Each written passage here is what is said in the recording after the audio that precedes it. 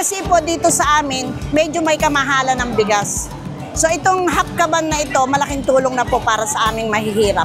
Po alam po namin na yon na siya talaga lang ang nagbibigay sa amin ng rice distribution sa buong Nueva Ecija. Kahit nung pandemic po, siya lang din po ang nagbibigay sa amin. Alam po namin yan.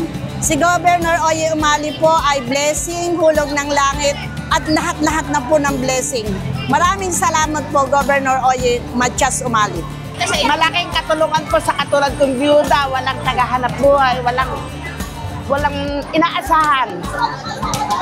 Kaya matonto ako pag may maliit. May tuturing ko si Governor na talaga napakahusay niya talaga. Magaling. Idol ko siya. Ay, Governor, thank you po.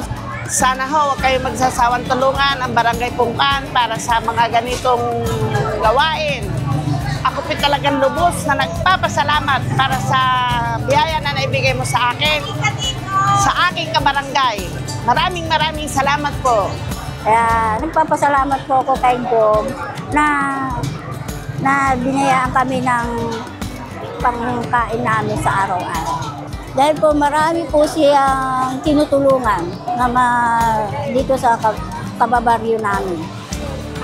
Dahil po si Gov may malasakit sa amin.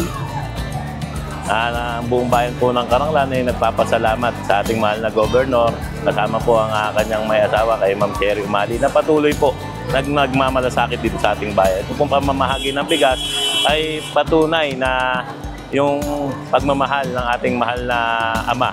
At ito napakalaking bagay dahil dito ngayon panahon na ng gawat ay malaking tulong sa bawat pamilyang Karanglenyos ang mabiyayaan ng bigas dito po sa ating bayan. Kaya po mula po sa bayan ng Karanglan, nagpapasalamat kami sa ating mahal na Governor Gov Oye Umali.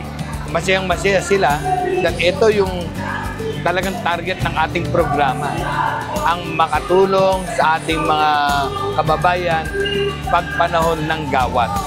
Kaya talagang ramdam na ramdam nila ang tulong ng ating mahal na gobernador at ng siyempre yung aking boss sa Sangguniang Panlalawigan, si Vice Gov Lemon Umali.